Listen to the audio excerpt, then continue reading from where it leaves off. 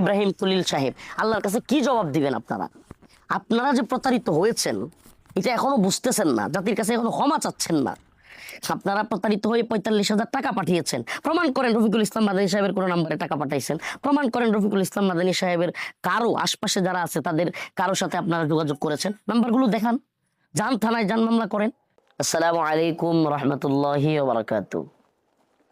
প্রিয় দর্শক শ্রোতা, প্রিয় দেশবাসী, যে যেখান থেকে আমাদের এই লাইভ দেখছেন তাদেরকে জানাই আন্তরিক মোবারকবাদ। সাম্প্রতিক ময়মনসিংহ জেলার ফুলবাড়িয়া থানার একটা মাহফিলকে কেন্দ্র করে আমার নামে কিছু তুহমত দেয়া হয়েছে।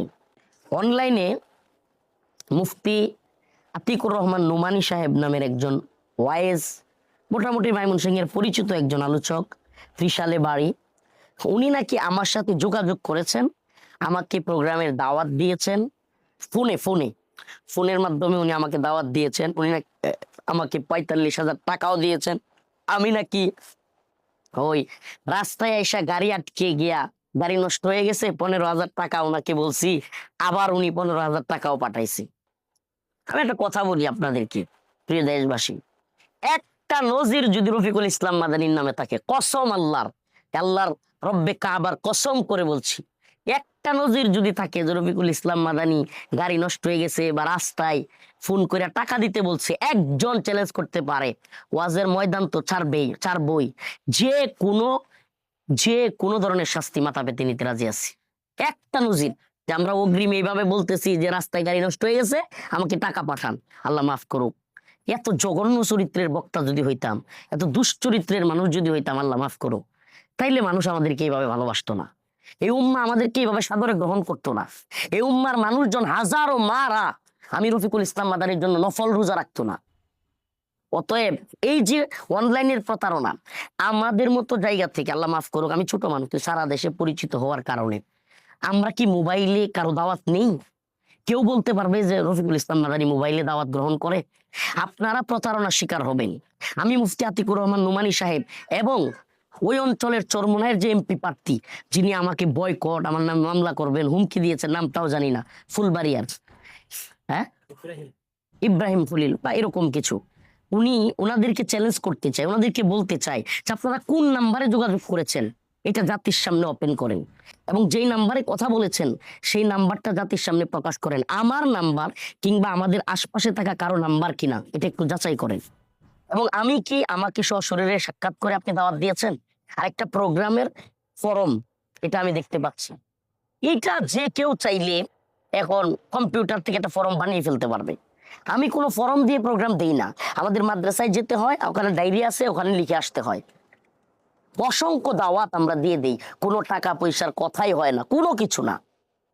অথচ আমাদের নামে প্রোপাগান্ডা করে, এই যে আপনারা আলেম ওলামা হয়েও মানুষের কাছে আমাদেরকে হেয় করার যে ভারতীয় নেগেটিভ, এই যেটা চায়, এই দেশের হকপন্থী আলেমদেরকে যদি পচানো যায়, জাতির সামনে যদি তাদেরকে একটু ছোট করা যায়, তাইলে তাদেরকে গ্রেফতার করা কিংবা তাদেরকে জুলুম করা, তাদেরকে রিমান্ডে নেওয়া, তাদেরকে কারাগারে বন্দি করা, এটা সহজ হয়ে যায়। আপনারা তো সেটাই করে দিচ্ছেন। মুফতি আতিকুর রহমান নোমানী সাহেব, আল্লাহর কাছে কি জবাব দিবেন আপনি? ইব্রাহিম খলিল সাহেব, আল্লাহর কাছে কি জবাব দিবেন আপনারা?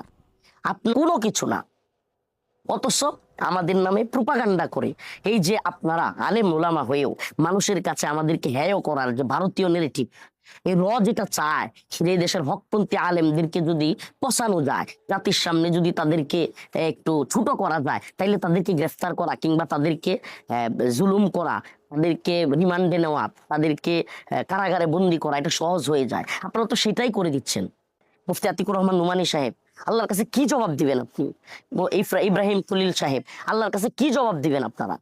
আপনারা যে প্রতারিত হয়েছেন এটা এখনো বুঝতেছেন না, জাতির কাছে এখনো ক্ষমা চাচ্ছেন না। আপনারা প্রতারিত হয়ে 45,000 টাকা পাঠিয়েছেন, প্রমাণ করেন রফিকুল ইসলাম মাদানী সাহেবের কোন নাম্বারে টাকা পাঠাইছেন, প্রমাণ করেন রফিকুল ইসলাম মাদানী সাহেবের কারো আশপাশে যারা আছে তাদের কারোর সাথে আপনারা যোগাযোগ করেছেন, নাম্বারগুলো দেখান, যান থানায়, যান মামলা করেন। এই যে লাইভে আইসা সারা দেশবাসীর সামনে আমাকে ছোট করলেন, আমাকে গালিগালাজ করলেন, অসংখ্য জায়গায় মানুষ প্রতারণার শিকার হচ্ছে, আমাদের নাম ভাঙিয়ে টাকা নিচ্ছে। ভাইরি, আপনারা যদি প্রতারণার শিকার হন, এই দায় কি আমার? আমি নিজে এসপি সাহেবের সাথে নেত্রকোনায় যোগাযোগ করেছি, খবর নেন, আমি মামলা দায়ের করেছি এই প্রতারকদের বিরুদ্ধে, দুইটাকে ধরছি, এটা দেশবাসী জানে।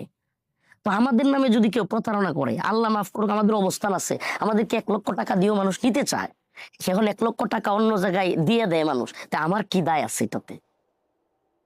আমাকে টাকা না দিয়ে অন্য জায়গায় টাকা দিয়া প্রতারিত হইয়া তারপরে যদি প্রোগ্রাম নিছি বইলা কেউ প্রতারিত হয়, এটাতে আমি আমি কি করতে পারি? আমরা কি ব্যবস্থা নিচ্ছি কিনা এটা একটু যাচাই করেন। পূর্বদলা থানায়, আমার থানায় জিডি করছি কিনা, নেত্রকোনা এসপি সাহেবের সাথে যোগাযোগ করছি কিনা, ওদেরকে ধরার চেষ্টা করছি কিনা, এটা একটু খবর নেন। কতবার করবো? আমাদের কি কাজ নাই? আপনারা এক একজন এক এক জেলায় প্রতারিত হবেন, এক এক দিন এক একজন ফোন দিয়ে বলবে আমি মাদানী সাহেবের প্রোগ্রাম দিচ্ছি, আপনি টাকা দিয়ে ফেলবেন। তো আমরা কি এটা নিয়ে বসে আছি? আমাদের আর কোনো কাজ নাই? মুফতি আতিকুর রহমান নোমানী সাহেবকে বলবো, আল্লাহর রাস্তে ভালো হয়ে যান, আল্লাহর রাস্তে হিংসা নিন্দা ছেড়ে দেন। আলেমদের প্রতি আপনার প্রতি মহাব্বত ছিল, মুফতি ইব্রাহিম খলিল, ওনাকে বলবো আল্লাহর রাস্তে ভালো হয়ে যান, জাতির সামনে ক্ষমা চান, যে এটা আমরা ভুল হয়েছে, আমরা প্রতারিত হয়েছি, ক্ষমা চান, আল্লাহর রাস্তে ক্ষমা চান। এই আলেমদেরকে এইভাবে আপনারা হেয় প্রতিপন্ন করে নিজেদের কি ফায়দা হাসিল করতে পারবেন? এই যে আপনার ফুলবাড়িয়ার জনগণকে, এই মানুষগুলো হাজার হাজার জনগণ আমার নাম নিয়ে বসেছিল, এই মানুষগুলোর যে ধোঁকা দিলেন, প্রতারণা করলেন, আল্লাহর কাছে কি জবাব দিবেন? আপনারা কি জবাব দিবেন? প্রমাণ করেন যে হুজুরের কোন নাম্বারে হুজুর যোগাযোগ করছে, বলতেছে ভিডিও কলে হুজুরের সাথে। আরে ভাই, এই জামানায় একটা মোবাইল আর একটা মোবাইল কিভাবে সামনে রাইখা আমার ওই যে আগের ভয়েস গুলো, আগের ভিডিও গুলো, লাইভ গুলো দেখায়া ভিডিও কল দেয় 30 সেকেন্ডের, 30 সেকেন্ডের। এটা একটা সহজ পদ্ধতি ডিজিটাল এই জামানায়, এআই দিয়েও বানানো যায় চাইলে। ফোনে আমরা এই জন্য প্রোগ্রাম নিয়ে ক্যান্সেল করে দিছি। এআই দিয়েও চাইলে এভাবে ভিডিও করলে একটা মোবাইল আর একটা মোবাইলের সাথে কানেক্ট করে আমার চেহারা অবয়ব দিয়ে সালামু আলাইকুম, কেমন আছেন, আচ্ছা ঠিক আছে আপনার প্রোগ্রাম নিব, এগুলো বলানো যায়। অতএব প্রমাণ করেন যে আমার নাম্বারে কথা বলছেন, আমার কোন নাম্বারে, আমার সাথে, আমার শুধু না, আমার সাথে যারা আছে, মাসুম, এনাম, তাল্লাহ মোহাম্মদ যারা আছে, এদের কারো নাম্বারে যোগাযোগ করছেন দেখান। যদি দেখাইতে পারেন, যা শাস্তি আমি মাথা পেতে নিব, আর যদি দেখাইতে না পারেন আল্লাহর রাস্তে ক্ষমা চান। আল্লাহ তাআলা আপনাদেরকে বুঝ দান করুক।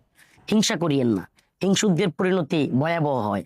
জানি এই যে চরমোনাইয়ের যে প্রার্থী, তাদের অ্যালার্জি চুলকানি আছে, এরা চিন্তা করে যে মাদানী সাহেব কিছুই করতে পারলাম না, হ্যাঁ, সে আমাদের সবকিছুতে ইয়া করে। দেখেন, আমি চরমোনাইয়ের ভাইদেরকে বলি, জমিয়তের ভাইদেরকে বলি, দেখেন আপনারা গণতান্ত্রিক প্রক্রিয়ায় চেষ্টা করতেছেন, করেন না। আমরা দাওয়াই আড্ডা জিহাদের লাইনে চেষ্টা করতেছি, করতে দেন না। আপনারা আপনাদেরকে ভাই মনে করি, জামাত, চরমোনাই, হেফাজত, খেলাফত, আমরা সবাই তো ভাই, ইসলামপন্থী সবাইকে ভাই মনে করি। হ্যাঁ, আমরা মনে করি গণতান্ত্রিক প্রক্রিয়াটা একটা ভুল পথ, ভুল পথে ইসলাম প্রতিষ্ঠিত হবে না। এর মানে এই নয় যে আপনি আমার শত্রু বা আমি আপনার শত্রু। প্লিজ দয়া করে এগুলা করবেন না, হিংসা বাদ দেন ভাই। আপনারা যদি গণতান্ত্রিক প্রক্রিয়া ইসলাম কায়েম করতে পারেন, ঠিক আছে, ওয়েলকাম, আসেন। আমরা বলতেছি আপনারা পারবেন না, এটা হবে না। কিন্তু এর মানে এই না যে আপনি আমাকে প্রতিশোধ নেবেন, আপনিও আমাকে হ্যায় প্রতিপন্ন করবেন। আল্লাহ আমাদের সবাইকে বোঝার এবং আমল করার তৌফিক দান করুক। আসসালামু আলাইকুম ওয়া রাহমাতুল্লাহি ওয়া বারাকাতুহু।